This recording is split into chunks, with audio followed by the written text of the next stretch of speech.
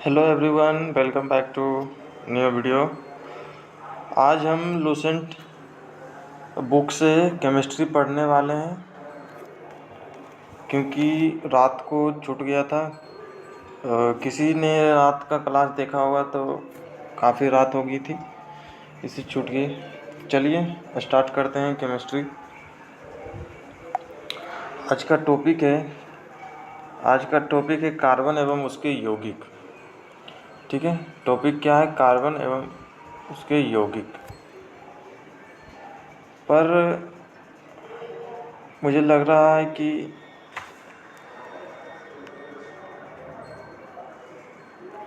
इसके और आज हम स्टार्ट करने वाले हैं हीरा के उपयोग से। ठीक है, इसमें तो चलिए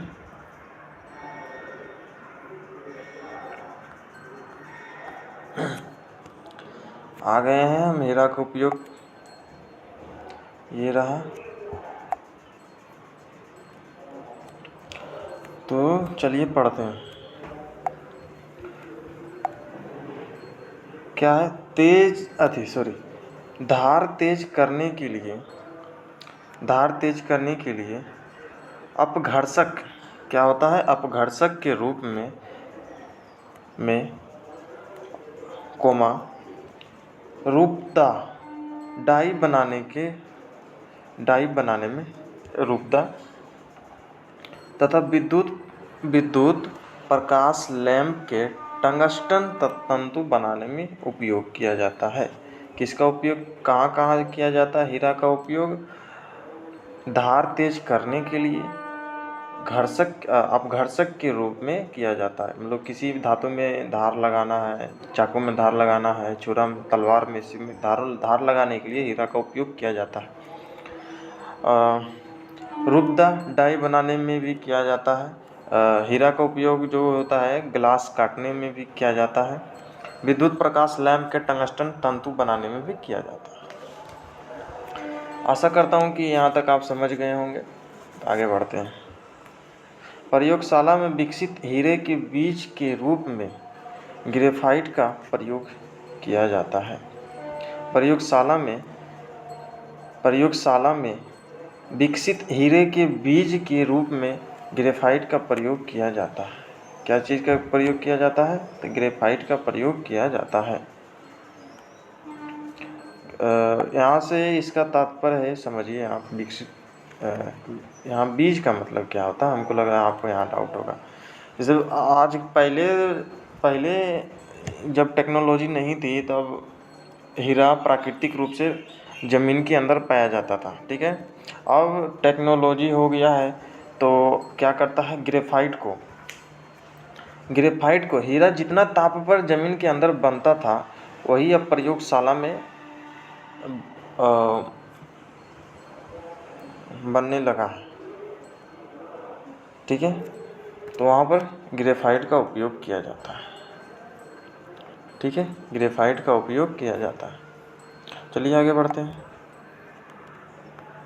ग्रेफाइट के गुण क्या है? यह विद्युत का सुचालक होता है। ग्रेफाइट क्या होता है? विद्युत का सुचालक होता है। इसके अपेक्षित घनत्व, ग्रेफाइट का अपेक्षित घनत्व कितना होता है? 2.2 होता है। ग्रेफाइट की अपेक्षित घनत्व कितना होता है? 2.2 होता है। कागज पर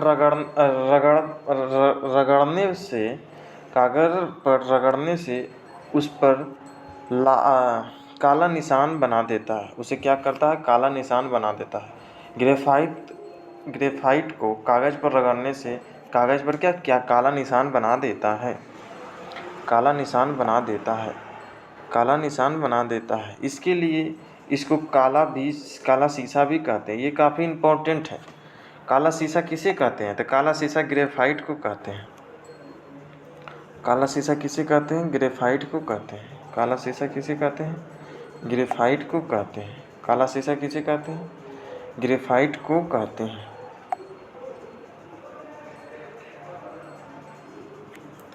ग्रेफाइट को कहते हैं। ठीक है, काला शीशा किसे कहते हैं? तो काला शीशा ग्रेफाइट को कहते हैं। आगे ग्रेफाइट का उपयोग पेंसिल बनाने में भी किया जाता है। ये तो आप बचपन से ही देख रहे हैं हम सब कि ग्रेफाइट, पेंसिल की नोक में ग्रेफाइट की छड़ होती है। ठीक है। परमाणु भट्ठी में विमंदक का परमाणु भट्ठी में विमंदक के रूप में किया जाता है। परमाणु भट्ठी में विमंदक के रूप में किया जाता है। इलेक्ट्रोड के रूप में भी इलेक्ट्रोड के रूप में वह कार्बन आर्क बनाने में किया जाता है। इलेक्ट्रोड के रूप में कार्बन आर्क बनाने में किया जाता है।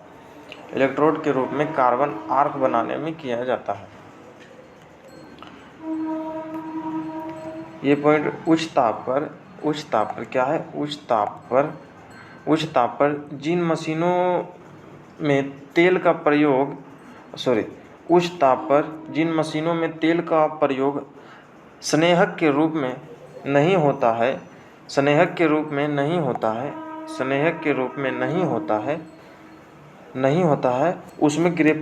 उसमें क्या करता है? ग्रेफाइट सूक्ष्म स्नेहक का कार्य करता है। ग्रेफाइट क्या करता है? सूक्ष्म स्नेहक का कार्य करता है। हीरा में कार्बन sp3 एवं ग्रेफाइट में कार्बन sp2 संकरित रहता है। हीरा में कार्बन sp3 एवं ग्रेफाइट में sp2 संकरित रहता है। ये काफ़ी इम्पोर्टेंट है। हीरा में कार्बन कौन सा रहता है? हीरा में कार्बन sp3 एवं ग्रेफाइट में कार्बन sp2 संकरित रहता है।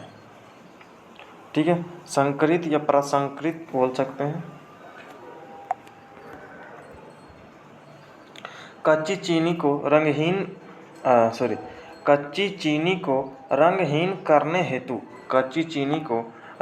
करने हेतु उसमें एनिमल चारकोल का प्रयोग किया जाता है। उनमें क्या किया जाता है? एनिमल चारकोल का प्रयोग किया जाता है। मतलब जब कच्ची चीनी होती, जब चीनी बनाया जाता है तो उसका रंग थोड़ा सा मटमैला रहता है, तो उसको सफ़ेद करने के लिए एनिमल चारकोल का उपयोग किया जाता है। क्या किया जाता है? एनिमल चारकोल का उपयोग किया जाता है। ठीक है। बहुत जगह इसका उपयोग भी नहीं होता है, पर अधिकांश एनिमल चारकोल का उपयोग होता है। ठीक है। जीवों के अवशेष, जले हुए अवशेष बोल सकते हैं। अब हाइड्रोकार्बन में आते हैं। हाइड्रोकार्बन, ठीक है। हाइड्रोकार्बन क्या है, इसके बारे में पढ़ेंगे। कार्बन हाइड्रोजन के यौगिक को हाइड्रोकार्बन कहते हैं। हाइड्रोकार्बन किसे कहते हैं? कार्बन हाइड्रोजन के यौगिक को हाइड्रोकार्बन कहते हैं। कार्बन हाइड्रोजन के यौगिक को हाइड्रोकार्बन कहते हैं। हाइड्रोकार्बन एक प्राकृतिक स्रोत है जो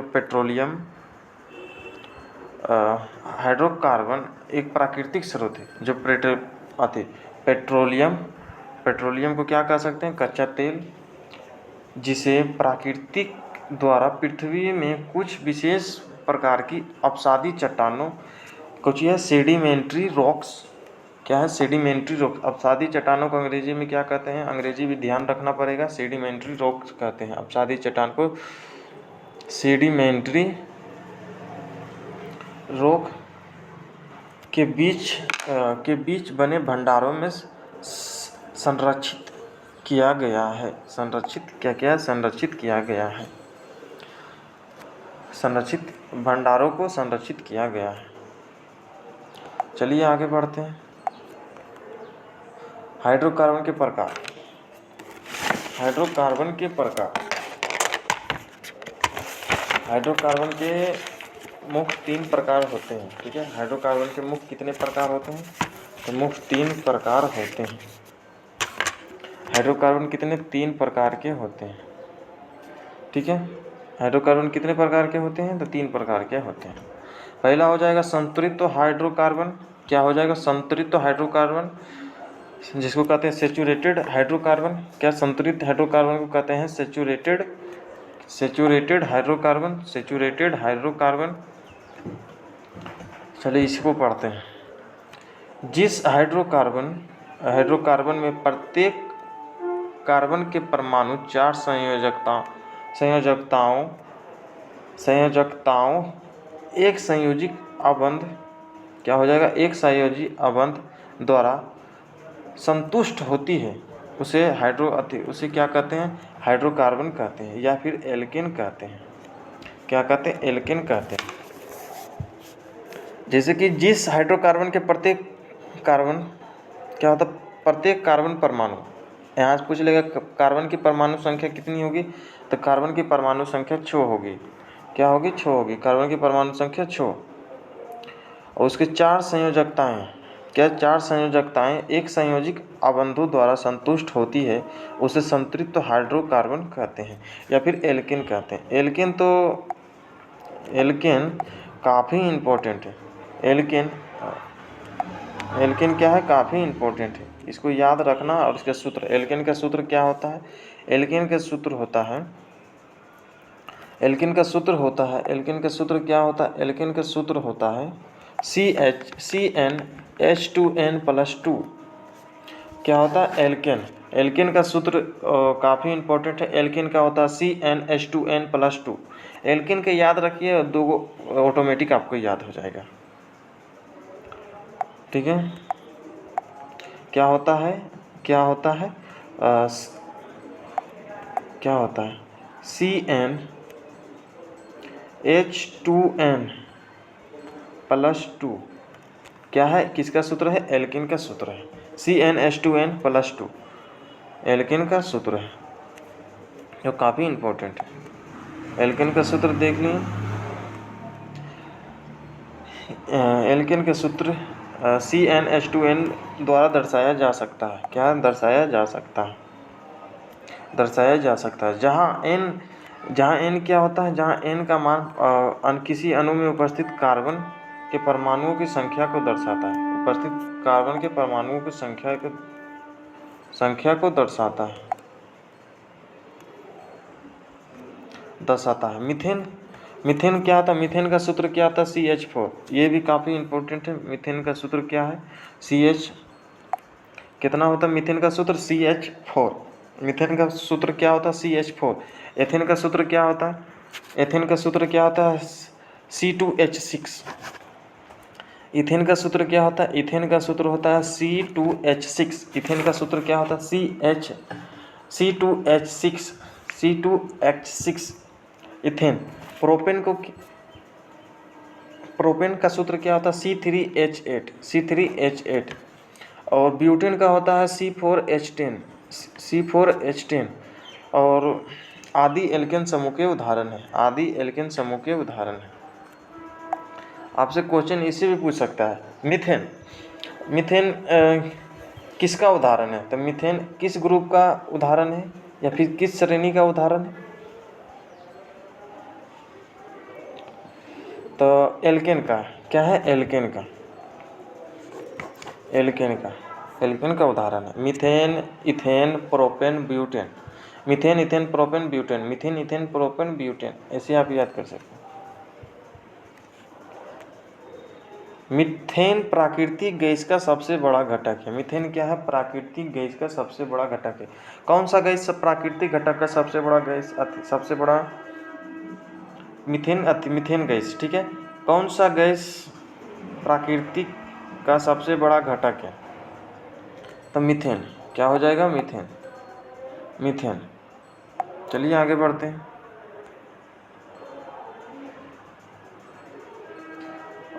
असंतुलित हाइड्रोकार्बन पढ़ लें।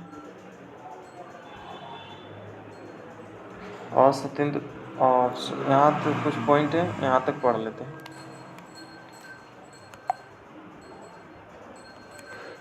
कार्बन कार्बन बंधों की लंबाई। ठीक है, तो एकल बंध क्या होता है, लगभग 1.54 एंगस्ट्रोम है शायद से। इसे एंगस्ट्रोम ही बोलते हैं। मुझे अभी ध्यान नहीं आ रहा, पर इसे एंगस्ट्रोम ही बोलते हैं। ठीक है, एकल बंध की लंबाई कितना होता है, सबसे लंबा है 1.45 एंगस्ट्रोम। 1.54 एंगस्ट्रोम। ठीक है, यह सबसे लंबा है, एकल बंध सबसे लंबा है।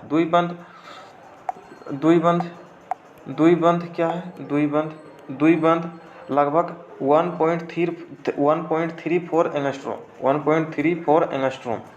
त्रिबंध कितना है? लगभग लगभग लगभग 1.20 एंगस्ट्रॉम, ठीक है। यानी यानी क्या है? यानी यानी यानी यानी लंबाई घटते ही कार्बन कार्बन के बंध एकल बंध द्विबंध से बड़ा है। यहाँ एकल बंध क्या है? द्विबंध से बड़ा है। और त्रिबंध एकल बंध क्या है? ये जो है सबसे छोटा है, ये जो है सबसे छोटा है, त्रिबंध सबसे छोटा है, फिर इससे बड़ा द्विबंध, और द्विबंध से बड़ा एकल बंध, ठीक है। अर्थात क्या? अर्थात एल्केन श्रेणी में पाया जाने वाला कार्बन कार्बन के बंध सबसे लंबे होते हैं। एल्केन श्रेणी में पाए जाने वाले कार्बन कार्बन के बंध सबसे लंबे होते हैं। एल्केन श्रेणी में पाए जाने वाले कार्बन कार्बन के बंध सबसे लंबा होगा, ठीक है, लंबा होगा। तो इसका जैसे कि CH3 ठीक है, CH3 के बीच CH3 बीच बनने वाला बंध सबसे लंबा होगा।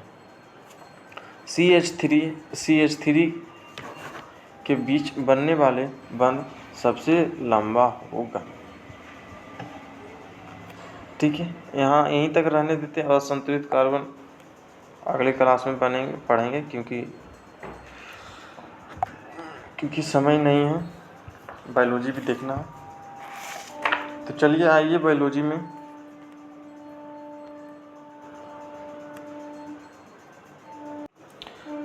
चलिए आज का टॉपिक है बायोलॉजी में, टॉपिक है जीवाणु, ठीक है। बायोलॉजी का टॉपिक क्या है? बायोलॉजी में टॉपिक क्या है? जीवाणु पढ़ना है। जीवाणु को क्या कहते हैं? बैक्टीरिया भी कहते हैं। बैक्टीरिया का वर्ड किसे होता है? VACTERIA, बैक्टीरिया, ठीक है। बैक्टीरिया सही है, VACTERIA, बैक्टीरिया। तो चलिए स्टार्ट करते हैं। यहाँ पहला है आकृति के आधार पर। क्या है? आकृति के आधार पर जीवाणु कई प्रकार के होते हैं। आकृति के आधार पर जीवाणु कई प्रकार के होते हैं। आकृति के आधार पर जीवाणु कई प्रकार के होते हैं। पहला छड़ाकर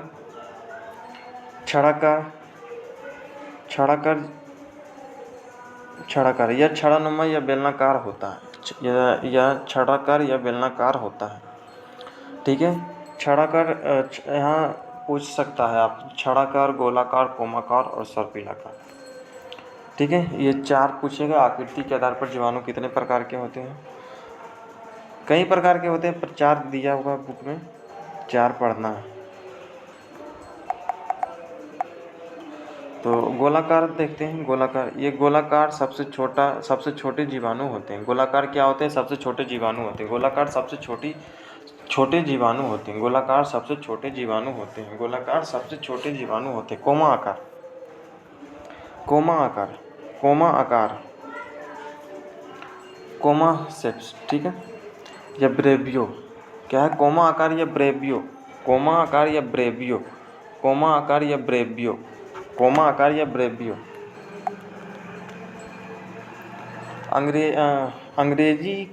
अंग्रेजी के चिन्ह कोमा, ठीक है। कोमा का चिन्ह ऐसे होता है,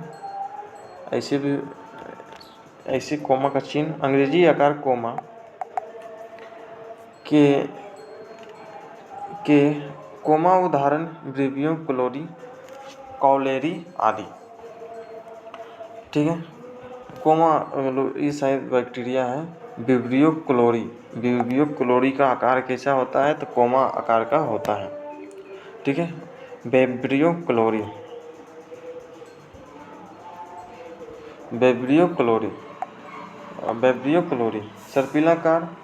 सर्पिलाकार स्प्रिंग या स्क्रू के आकार का होता है। सर्पिलाकार जीवाणु या बैक्टीरिया बैक्टीरिया स्प्रिंग या स्क्रू के आकार का होता है। स्प्रिंग या स्क्रू के आकार का होता है। स्प्रिंग या स्क्रू के आकार का होता है। स्प्रिंग या स्क्रू के आकार का होता है। स्प्रिंग या स्क्रू के आकार का होता है।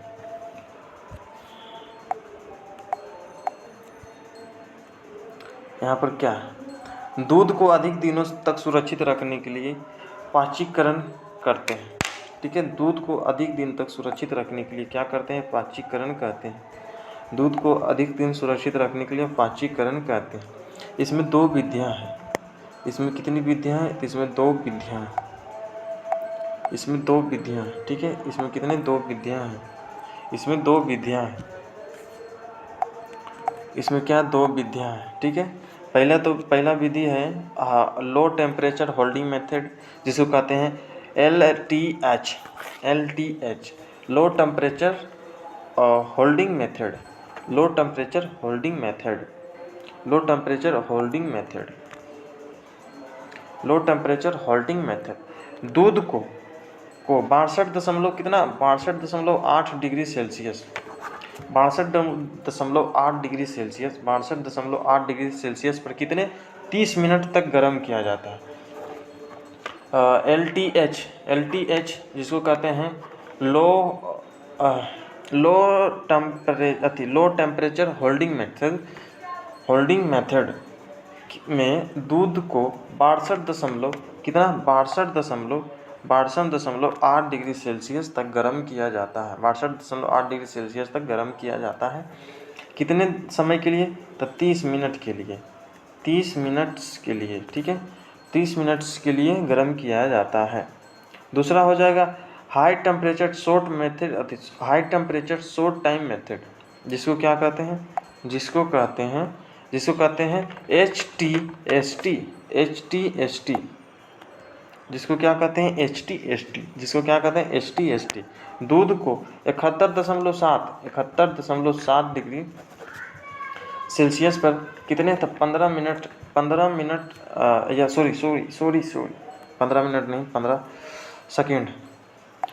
15 सेकेंड तक गर्म किया जाता है। 15 सेकेंड तक गर्म किया जाता है। पहला हो जाएगा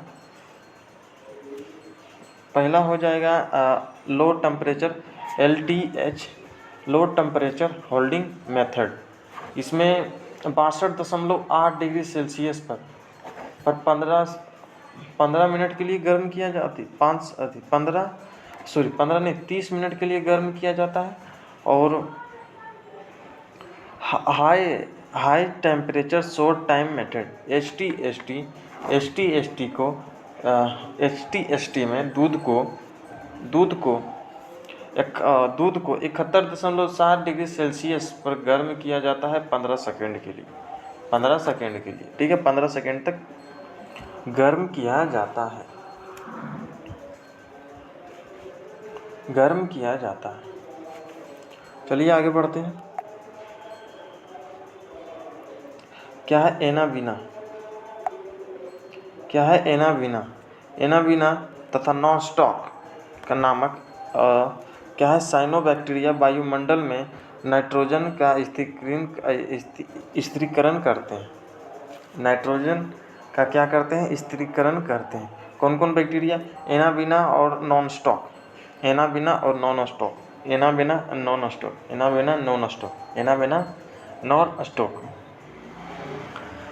ठीक है, जो एनावेना नॉन स्टॉक नामक साइनोबैक्टीरिया, कौन सा बैक्टीरिया, तो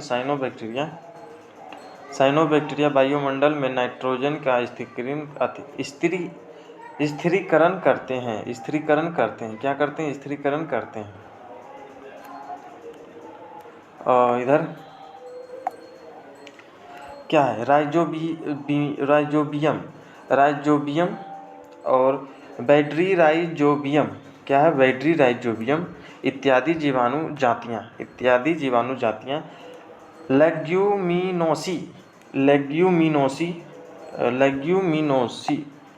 लेग्यूमिनोसी मटर कुल के पौधे की जड़ में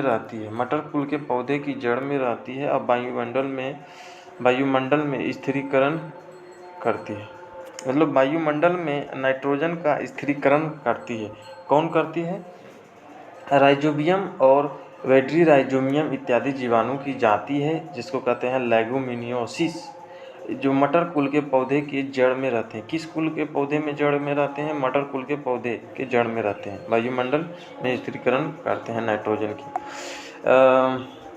मैंने एक जगह पढ़ा था कि दलहनी पौधा, जो दलहनी पौधा है, दलहनी पौधे के भी जड़ में ये बैक्टीरिया राइजोबियम और वेट्रीराइजोबियम पाए जाते हैं, जिससे खेतों में नाइट्रोजन की मात्रा बनी रहती है।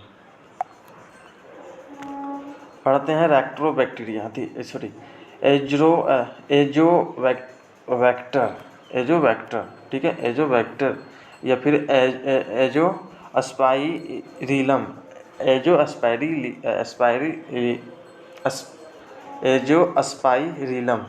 क्या है? एजोस्पाइरिलम, ठीक है। तथा क्या है? तथा क्लोस्ट्रोडियम, तथा क्या है? क्लोस्ट्रोडियम। जीवाणु की कुछ जातियां स्वतंत्र रूप से मिट्टी में क्या करती है? निवास करती है। वह मिट्टी के कणों के बीच स्थिर वायु को नाइट्रोजन में स्थिरीकरण करती है। क्या करती है? मिट्टी में नाइट्रोजन की स्थिरीकरण करते हैं। चर्म उद्योग में चमड़े के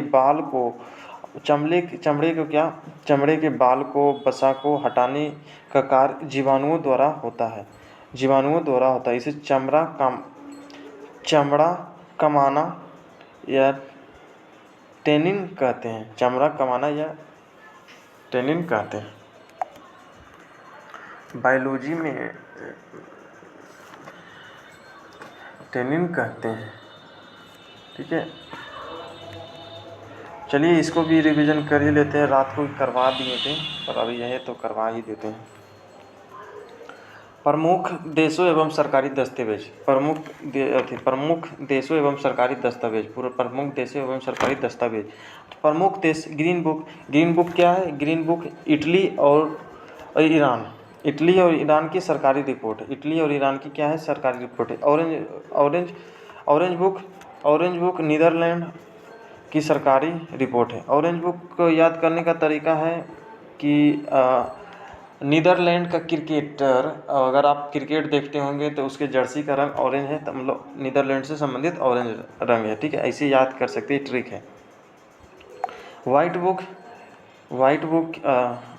क्या है? पुर्तगाल एवं चीन जर्मनी, पुर्तगाल चीन और जर्मनी की सरकारी रिपोर्ट है। पुर्तगाल और क्या? वाइट बुक पुर्तगाल, जर्मनी, चीन की सरकारी रिपोर्ट है। वाइट पेपर क्या है? ब्रिटेन और भारत की किसी विशेष सरकारी विषय पर रिपोर्ट, ठीक है, रिपोर्ट। ब्लू बुक क्या है? ब्लू बुक ब्रिटिश सरकार की रिपोर्ट का प्रकाशन है, ठीक है। ब्लू बुक ब्रिटिश सरकार के रिपोर्ट का प्रकाशन है। ब्लू बुक ब्रिटिश सरकार की रिपोर्ट का प्रकाशन है। ब्लू बुक ब्रिटिश सरकार की रिपोर्ट की प्रकाशन है। ग्रे बुक बेल्जियम और जापान की सरकारी रिपोर्ट है। ग्रे बुक क्या है? बेल्जियम और जापान की सरकारी रिपोर्ट है। ग्रे बुक बेल्जियम और जापान की सरकारी रिपोर्ट है। येलो बुक क्या है? येलो बुक क्या है? फ्रांस की सरकारी रिपोर्ट है। येलो बुक फ्रांस की सरकारी रिपोर्ट है। येलो बुक फ्रांस की सरकारी रिपोर्ट है। येलो बुक क्या है? फ्रांस की सरकारी रिपोर्ट है। येलो बुक फ्रांस की सरकारी रिपोर्ट है। येलो बुक क्या है? फ्रांस की सरकारी रिपोर्ट है। येलो बुक क्या है? फ्रांस की सरकारी रिपोर्ट है। और जॉइंट पेपर क्या होता है? जॉइंट पेपर मैंने कल बहुत बढ़िया से समझाया था। जॉइंट पेपर क्या है? जॉइंट पेपर दो या दो से अधिक देश सरकारों की संयुक्त रिपोर्ट होती है। सरकारों या देश बोल सकते हैं। क्या होती है? संयुक्त रिपोर्ट होती है, ठीक है, संयुक्त रिपोर्ट होती है। येलो बुक क्या है? फ्रांस की सरकारी रिपोर्ट है, रिवीजन कर लेते हैं एक बार। ग्रे बुक क्या है? बेल्जियम और जापान की रिपोर्ट है। और ब्लू बुक क्या है? ब्लू बुक ब्रिटिश सरकार की सरकारी रिपोर्ट है। वाइट पेपर क्या है? ब्रिटेन और भारत के बीच किसी विशेष विषय पर रिपोर्ट है। वाइट बुक क्या है? पुर्तगाल, जर्मनी और चीन। पुर्तगाल, जर्मनी और चीन की क्या है? सरकारी रिपोर्ट है। और ऑरेंज बुक क्या है? नीदरलैंड की सरकारी रिपोर्ट है। ग्रीन बुक क्या है? ग्रीन बुक इटली और ईरान की सरकारी रिपोर्ट है। ये भी देख लेते हैं। टॉपिक 13 है। टॉपिक 13 है देश एवं राजनीतिक दल। देश और राजनीतिक दल, यहाँ 4 फ्रांस, इजराइल तक देखना है। ठीक है, इजराइल तक ही देखेंगे, इजराइल तक देखना है। पहला हो जाएगा अमेरिका, यूएसए। यूएसए में कौन सा है? रिपब्लिक पार्टी और डेमोक्रेट पार्टी। रिपब्लिक पार्टी और डेमोक्रेटिक पार्टी। यूएसए में 2 पार्टी है। जैसे भारत में कौन सी है? भारतीय राष्ट्रीय कांग्रेस और भारतीय जनता पार्टी। ठीक है, ये 2 पार्टी है जो सरकार में हमेशा बनी रहती है, कभी ये कभी वो। औसी ही यूएसए में रिपब्लिकन पार्टी और डेमोक्रेटिक पार्टी, ये 2 पार्टी है। इराक में क्या है? Bath party. इराक में क्या है? Bath party. इराक में क्या है? Bath party. इजराइल में क्या है? Labour party. इजराइल में बहु पार्टी है। ठीक है, इजराइल में क्या है? बहु पार्टी। तो क्या है? Labour party, Likud party, Hadash party और सास पार्टी। सास पार्टी। ठीक है, आज यहीं तक स्टॉप करते हैं।